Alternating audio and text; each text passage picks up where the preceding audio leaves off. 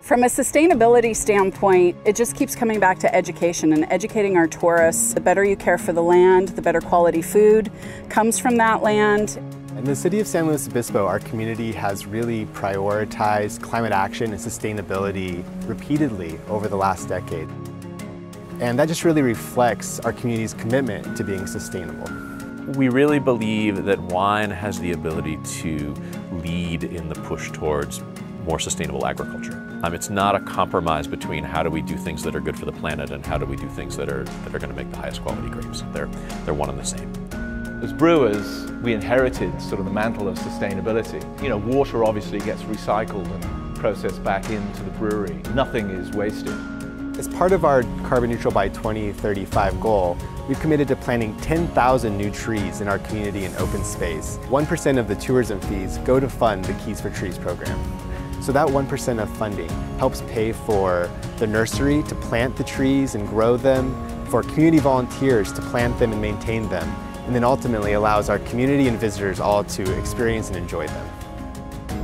When you visit SLO, you can tap into Farmstead Ed and we can direct you to different workshops, bringing people to the farm so they can meet the farmers, see where their food is grown, learn how their food is grown, and then they can make healthy choices for where they're getting their food. In the county of San Luis Obispo, we have an anaerobic digester. And what that means is that any visitors that come and eat at farmers market and our restaurants, any food waste from that will go into a green bin and then go out to the anaerobic digester, which will create clean electricity and high quality compost. So the investments that you make in a healthier soil are going to have positive payback in the form of longer lived grapevines and better wines down the road. The elimination of chemicals from organics and a conscious focus on using your soil to be a repository for atmospheric carbon. So we plant a cover crop that grows all winter, can get 5-6 feet high.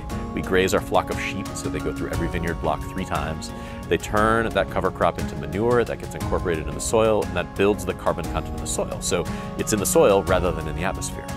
Someone in the local town here could have a bottle of beer that was made in Holland and refrigerated all the way to their fridge here when they could have bought the beer half an hour away that was just as good with an equally interesting story and saved a huge amount of carbon footprint. There's something to that.